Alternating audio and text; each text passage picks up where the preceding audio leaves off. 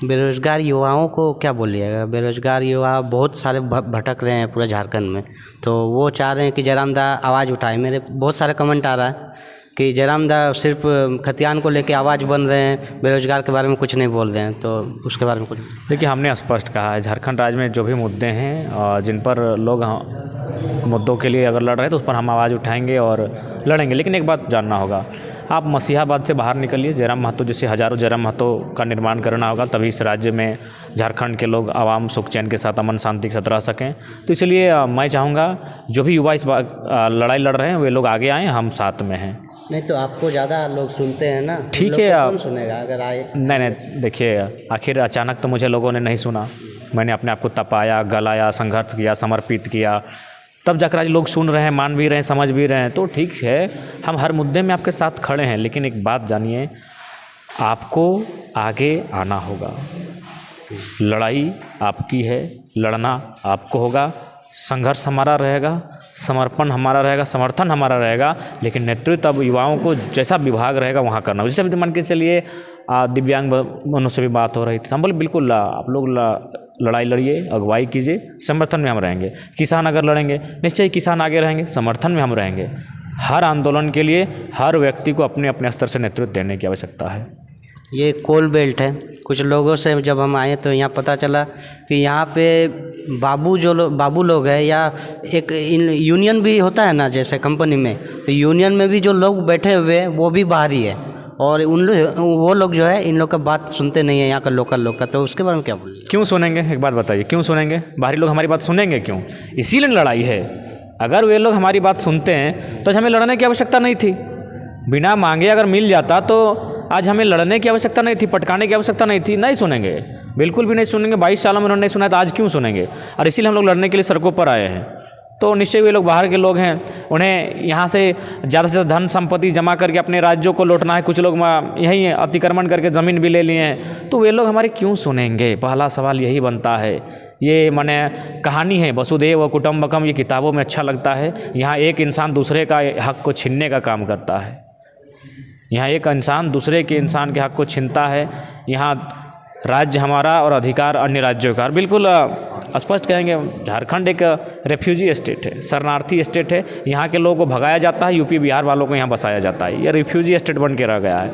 तो इसलिए अगर लोगों को जो बचा हुआ है उसे बचाने के लिए बृहद आंदोलन करने की आवश्यकता है, और इसलिए हम लोग आज संगठनिक ढांचे की ओर बढ़ रहे हैं। और इसको लेकर हम लोग भविष्य में उम्मीद करते हैं कि बेहतर विकल्प साबित हो, हमारा आंदोलन पुरजोर तरीके से सही साबित हो।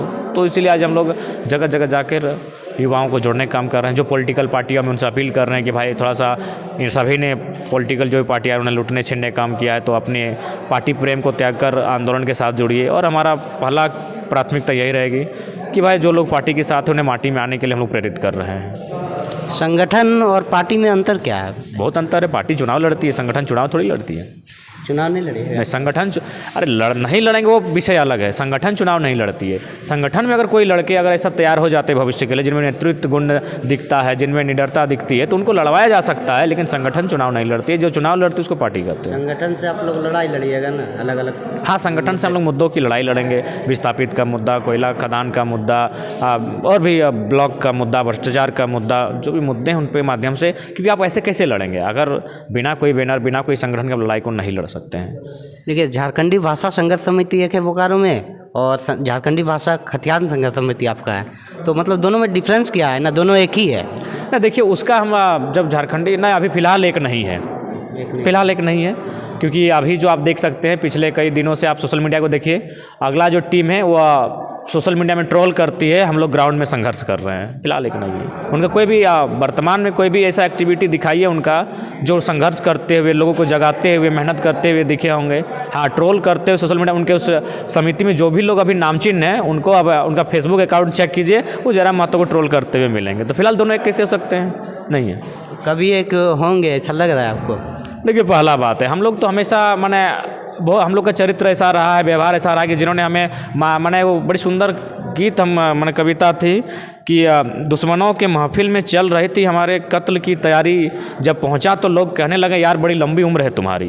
तो ठीक उसी प्रकार जो लोग हमारी कत्ल की तैयारी में भी हैं, हम उनको भी अपने साथ लेकर बैठने का प्रयास करते हैं। ये तो ट्रोल कर रहे हैं। जो लोग अगर भविष्य में हमारा माने जान माल की क्षति भी पहुंचाएंगे, उनके लिए भी हम प्रेम और दया का भाव रखते आप उन हैं। लोग को इनवाइट कीजिएगा कि नहीं, हम क्यों इनवाइट करेंगे? अगर वो बुलाते हैं तो आप ये आइए। कोई निमंत्रण और भोज बिहार तो नहीं है। यह देखिए एक आंदोलन है, आंदोलन में निमंत्रण भेजा नहीं जाता है। जमीर जिंदा है पाइए। और बिल्कुल हम इस आंदोलन का आगाज़ ही हुआ था झारखंडी भाषा संघर्ष समिति के माध्यम से, लेकिन जो पुराने मेंबर्स थे उनका वे लोग भी अभी निष्क्रिय हो चुके हैं, जो नए लोग कुछ चला रहे हैं उसको। लेकिन जहाँ तक खतियान समिति का बात है, ये पूरे राज्य में चल रहा है और इसके लिए लोगों हमने संघर्ष किया है। हमने किसी को गलत ना टिप्पणी किया है, ना ट्रोल किया है, ना किसी को गिरा कर हम लोग नहीं उठे हैं। अगला लोग क्या कर रहा है, गिरा कर मैंने उठने का प्रयास कर रहा है, जो संभव नहीं है। मेहनत कीजिए, मेहनत कीजिए, आप भी मेहनत कीजिए, आप भी मेहनत कीजिए। मेहनत करने से किसी ने नहीं रोका है। अब मेहनत नहीं करके साजिश करोगे तो कैसे होगा? और युवा जुड़े आपके संगठन से, इसके लिए आप युवाओं को क्या बोलना चाहिए कि आप में क्या खासियत है दूसरे संगठन से जो आपके साथ जुड़ेंगे? कोई खासियत नहीं है, जैसा हुआ बस हम लोग निष्ठापूर्वक चल रहे हैं। हम लोग हमें छल कपट प्रपंच नहीं है। हम लोग जो हैं स्पष्ट है, क्लियर कट है। और हम जुड़ने के लिए नहीं कर रहे हैं, हम लड़ने के लिए कर रहे हैं। लड़ने के लिए संगठन में आने की आवश्यकता है। आपको बेहतर लग रहा है, आप आगे आप अन्य स्तर से लड़िए। हमने किसी को पाबंद थोड़ी है, ये कोई शर्त नहीं है, कोई समझौता नहीं है। हम लोग अपना विचार को लेकर आगे बढ़े हैं। एक्सेप्ट करना या ना करना आपका विषय है। हम तो आप पे दबाव नहीं डाल रहे कि आप हमारे साथ आ जाइए, या फिर ऐसा तो कभी हमने शर्त नहीं रखा है। आना या ना आना ये आप पे डिपेंड करता है।